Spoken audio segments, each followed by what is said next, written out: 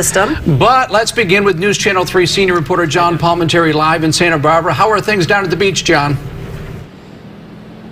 Well, this storm was not supposed to have that much of a punch, as we heard in our First Alert Weather Center, but it certainly has left behind things like this. Look at this submerged boat that is really getting the evening waves all over it right now. Here we are east of Stearns Wharf.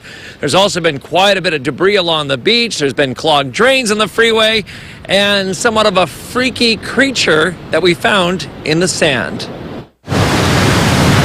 A sunken, shattered boat east of Stearns Wharf is a storm remnant that's now bringing an oily leak to the surface in Santa Barbara. We've learned an emergency approval has been issued to dig it up and haul it out in the next day at low tide. It's not alone. Two others have crashed into pieces, ironically, right below the Santa Barbara Cemetery. Nearby, a debris field of items that were once on board. When Marburg comes out to clean the boats from the beach, they'll also come up into the rocks where there's all this debris that's come out of the vessels, including splintered wood, old life vests. You see parts like this that have just been shattered up on the rocks here. Seat cushions are here, and even petroleum products that were stored on board that need to be cleaned up because they are hazardous waste for the ocean. And then there's this. A bloated brownish creature with sharp teeth and claws that's deceased on the sand and puzzling passersby. Caltrans has been working on and off the freeway unclogging drains, including at the Castillo Street underpass, notorious for flooding, potholes, and dangerous driving conditions.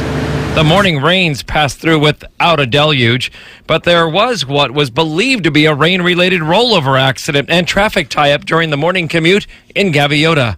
For a Chicago visitor who left 30-degree weather behind, he's ready for our version of the California cold. This is a shapka, and that's a Russian word. And then if it gets a really Chicago cold, Oshanka, and then you're pretty well covered.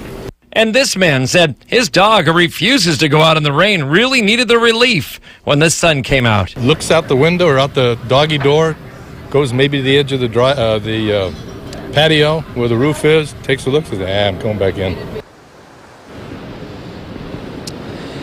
And there's something I do want to warn you about. This doesn't apply exactly to where I'm at now, but there are some bluffs that have been eroded away. This one's only about 3 or 4 feet high, but it's an example of you don't want your kids to get near anything that's too high. You're going to have a lot of serious problem. It won't take much for it to come down, as you see, and the waves are certainly pounding and eroding it away. This is a small one, so I can use it as a safe example, but we have seen some higher ones, and certainly you don't want anybody to be coming down from a 10-foot or greater bluff. It can be very dangerous, and we have seen that in the past. We'll continue to track all this in the next few days for you. Reporting live from east of Stearns Wharf in Santa Barbara, John Palmentary, News Channel 3.